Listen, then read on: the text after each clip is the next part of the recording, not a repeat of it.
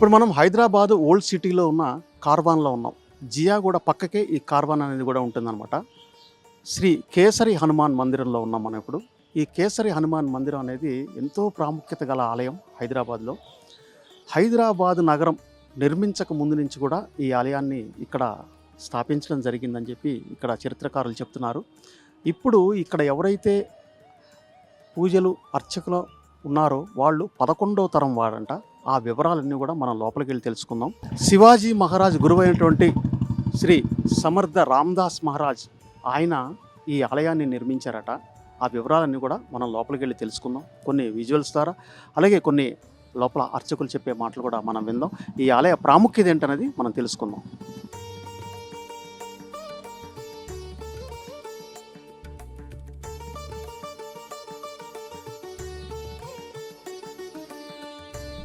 హైదరాబాద్లో ఉన్న పురాతన ఆలయాల్లో ఇది కూడా ఒకటన్నమాట. ఇంతకుముందు కూడా ఎన్నో పురాతన ఆలయాలు మన స్వతంత్ర టీవీ ద్వారా ప్రేక్షకులకి తెలియజేయడం జరిగింది. ఈ కేసరి హనుమాన్ టెంపుల్లో లోపలికి వెళ్తున్నాం మనం. ఆ వివరాలన్నీ కూడా అక్కడ మనం తెలుసుకుందాం.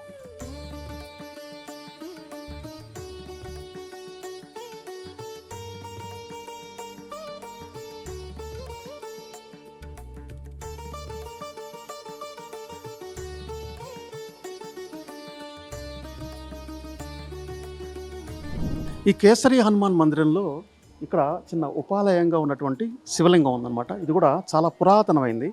ఈ పైనుంచి కూడా అభిషేకం జరుగుతూ ఉంటుందన్నమాట నిత్యం ఇక్కడ. అలాగే సింధూరం పూసినటువంటి ఆంజనేయ స్వామి, బాలా ఆంజనేయ స్వామిలా కనిపిస్తున్నారు. అది కూడా మనం ఇక్కడ విజువల్స్ ద్వారా మనం దర్శించుకోవచ్చు.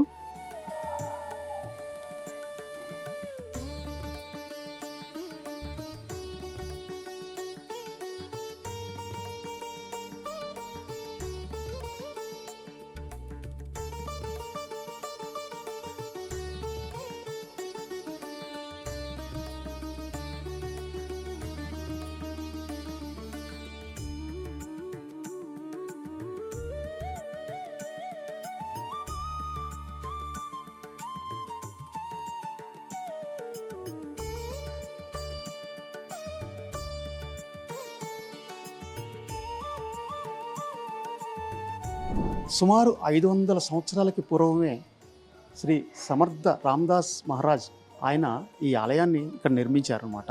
ఆయన ఇసుకతో నిర్మించిన ఆలయం అన్నమాట ఇది. ఇసుకతో నిర్మించిన ఆలయం కనుక చందనము మరియు కుంకుమ పువ్వు లేపనంతో స్వామివారికి అభిషేకం చేస్తుంటారు విశేషమైన రోజుల్లో. ముఖ్యంగా మంగళవారం పూట, శనివారం పూట ఈ కార్యక్రమాలు జరుగుతుంటాయన్నమాట ఈ ఆలయంలో. అవన్నీ కూడా మనం తెలుసుకుందాం.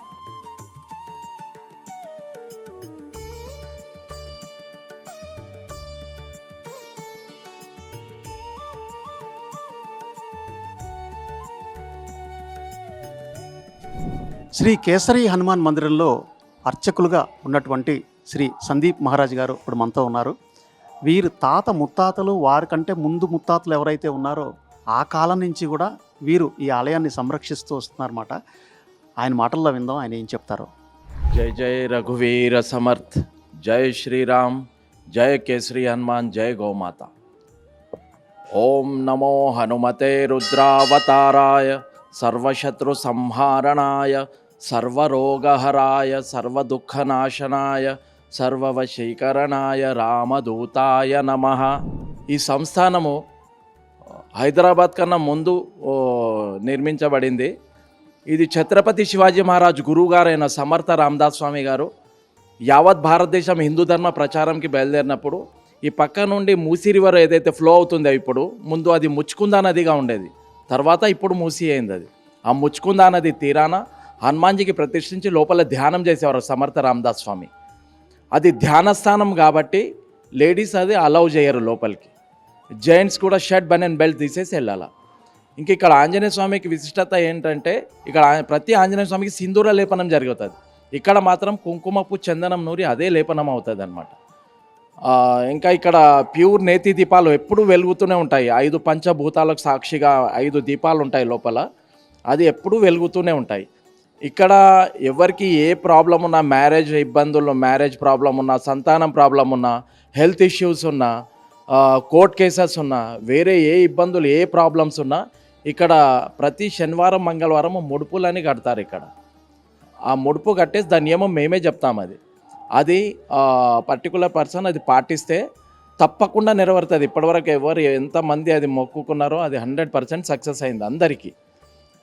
ఎప్పుడైతే వాళ్ళ మొక్కు తీరుతుందో అప్పుడు హనుమాన్జీకి చందన్సే అభిషేకం చేయించి దీపాలలో నెయ్యి సమర్పించుకుంటారు ఆ భక్తులు.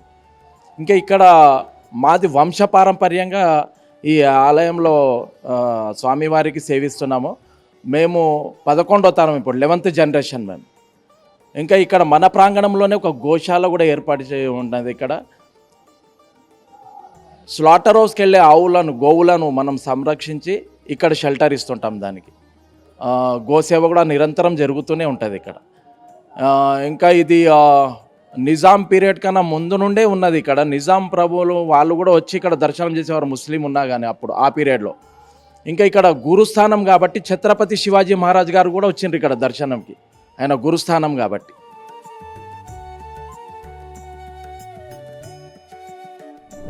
ఈ ఆలయంలో అర్చకులు ఎవరైతే ఉన్నారో శ్రీ సందీప్ మహారాజ్ గారి వారి పూర్వీకులు అనమాట. ఇక్కడ వీళ్ళున్న అందరూ కూడా మనం ఇక్కడ వాళ్ళ ఫొటోస్ కూడా ఇక్కడ చాలామంది ఉన్నాయి.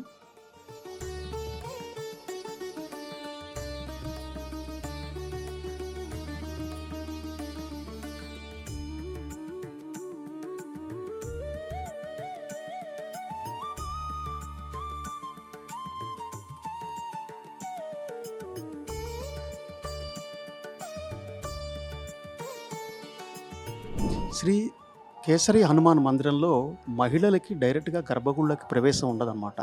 ఇలాగా ఈ చిన్న కిటికీలోంచి మాత్రమే స్వామివారిని దర్శించుకునే వీలుంటుంది. అదే మగవారు అయితే కనుక షర్టు ఇప్పి లోపలికి వెళ్ళి దర్శనం చేసుకోవాలి.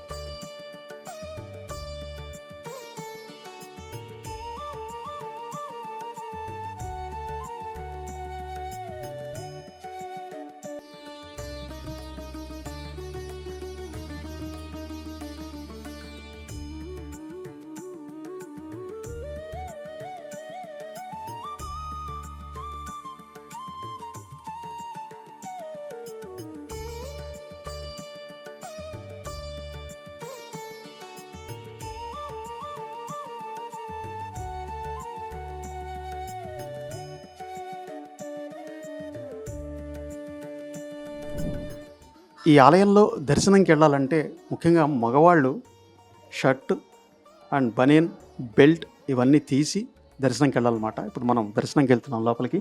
ఇదంతా చూస్తే ఒక చిన్న గుహలాగా ఉందన్నమాట కిందంతా.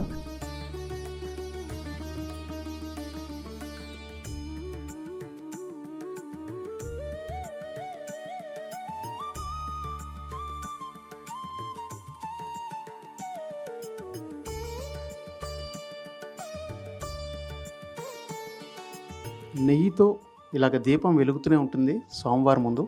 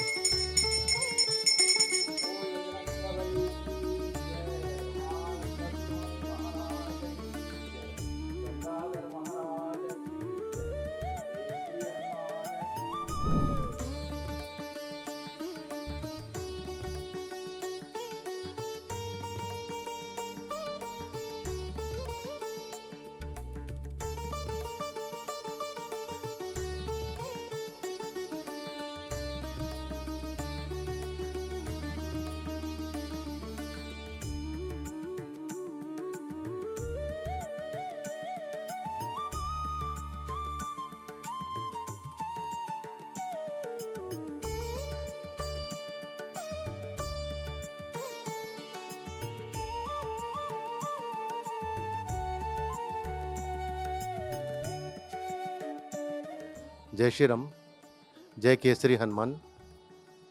ఇది 400 ఇయర్స్ ఓల్డ్ టెంపుల్. ఇక్కడ ఏదైనా కోరిక ఉంటే ఇక్కడ వచ్చి పూజ చేస్తే అది క్యూర్ అవుతుంది. ఇంకొకటి ఏంటంటే ఇక్కడ దీపం అనేది 400 ఇయర్స్ నుంచి అలానే కంటిన్యూగా వెలుగుతున్నది. దాంట్లో వాళ్ళు పూజ చేసిన తర్వాత పూర్తిగా అయితే 1 kg నెయ్యి తీసుకొని రామంటారు. ఆ నెయ్యి మనం ఇచ్చేస్తాం. అక్కడ నెయ్యి ఇచ్చేస్తే అది ఆ దీపం అలానే ఉంటుంది. అలా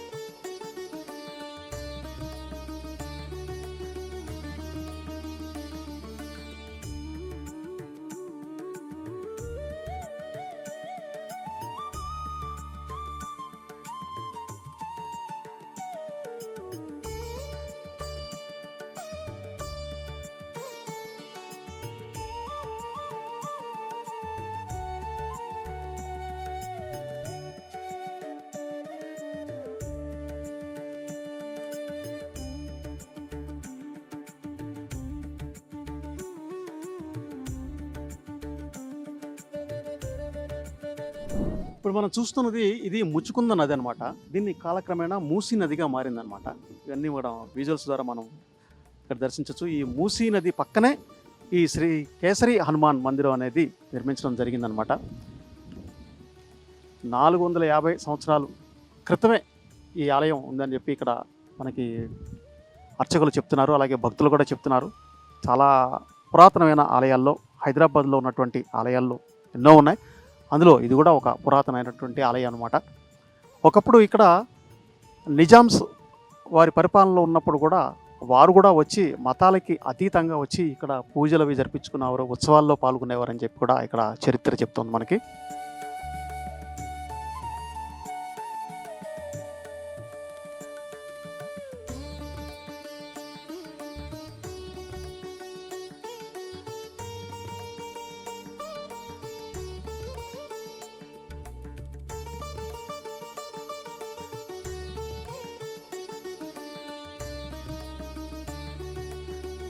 నీలాంజన సమాభాసం రవిపుత్రం యమాగ్రజం ఛాయామార్తాండ సంభూతం తం నమామి శనేశ్వరం. ఇక్కడ శనేశ్వరుని విగ్రహం కూడా ఈ ఆలయంలో ఉందన్నమాట. మనం దర్శించవచ్చు. శ్రీ కేసరి హనుమాన్ ఆలయంలో శనేశ్వరుడు మాత్రమే ప్రత్యేకంగా ఉంది.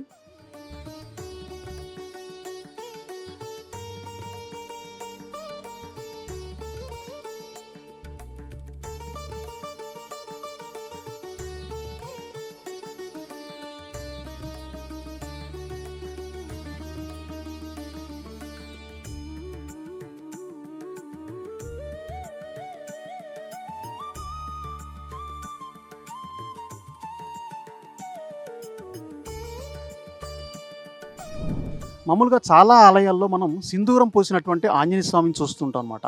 ఈ ఆలయంలో విఘ్నేశ్వరుడు కూడా సింధూరం పూసిందనమాట. అది మనం ఇక్కడ విజువల్స్ ద్వారా చూడొచ్చు. అలాగే ఇక్కడ పచ్చని వాతావరణం అంతా కూడా వేప చెట్టు, ఇవన్నీ చాలా పురాతనమైన చెట్లు అనమాట ఇవన్నీ కూడా.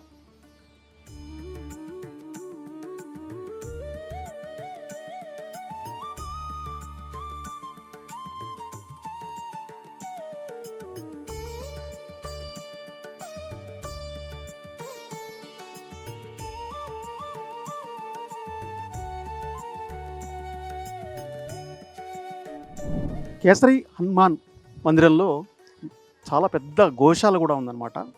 ఈ గోశాలని ఇక్కడున్న అర్చకులు వీళ్ళే దీన్ని సంరక్షిస్తున్నారు. చూస్తున్నాం మనం ఎంత పెద్ద గోశాల ఉందో ఇదంతా కూడా.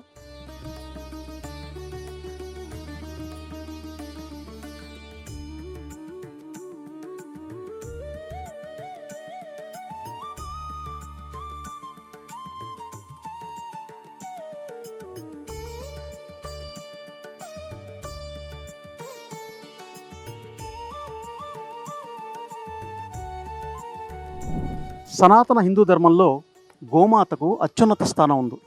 గావో విశ్వస్య మాతరః, గోవు విశ్వానికి తల్లి అని వేదాలు చెప్తున్నాయి. గోసేవ అంటే కేవలం ఒక జంతువుకు సేవ చేయడం కాదు, సాక్షాత్తు దైవాన్ని సేవించడమే. గోసేవ పవిత్రమైన యజ్ఞమని, పుణ్యకార్యమని హిందూ శాస్త్రాలు చెబుతున్నాయి. గోమాత దైవరూపం. 33 కోట్ల దేవతలు నివసిస్తారని, గోమాతను పూజించడం అంటే 33 కోట్ల దేవతలందరినీ పూజించడంతో సమానం.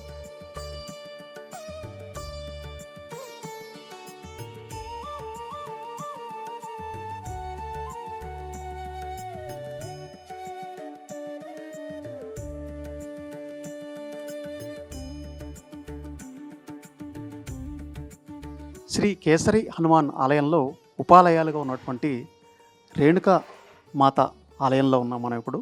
ఆ రేణుకా మాతను కూడా మనం దర్శించుకుందాం.